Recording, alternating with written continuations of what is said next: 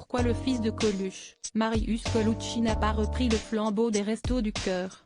À l'occasion de la diffusion de l'épisode inédit ce 17 mars 2023 sur France 2 de Capitaine Marlowe, ce dernier s'est confié sur cette machine léguée par son père.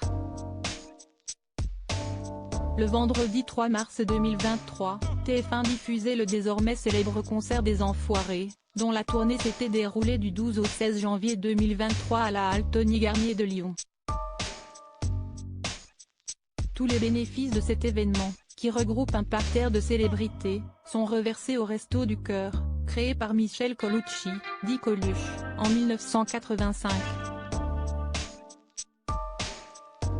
Depuis ses débuts, cette association veille à aider et apporter une assistance bénévole aux personnes démunies, notamment dans le domaine alimentaire par l'accès à des repas gratuits, et par la participation à leur insertion sociale et économique, ainsi qu'à toute action contre la pauvreté sous toutes ses formes.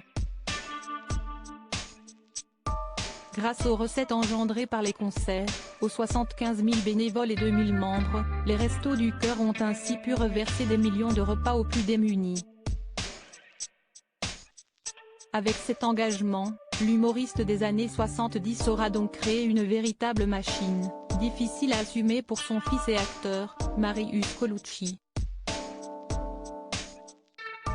En effet, à l'occasion de l'épisode inédit de Capitaine Marlowe diffusé ce vendredi 17 mars 2023 sur France 2 et dans lequel il joue Oscar Langevin, ce dernier s'est confié sur les Restos du Cœur, cet héritage lourd à porter.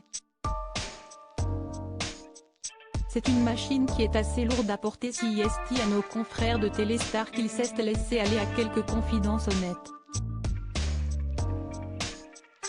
S'il avoue que son frère Romain est très investi auprès des bénévoles dans les centres, Marius Colucci confie: pour ma part, si est difficilement compatible avec ce que je fais. C'est une machine qui est assez lourde à porter, que papa n'avait d'ailleurs pas prévu de rééditer chaque année quand il a lancé. Et de poursuivre, c'était conçu pour être un coup, comme l'avait été l'hiver 54 de l'abbé Pierre.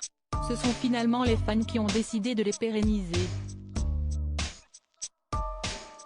L'homme de 46 ans a donc choisi son propre chemin, laissant de côté l'héritage faramineux de son père, décédé dans un accident de moto lorsqu'il n'avait que 10 ans.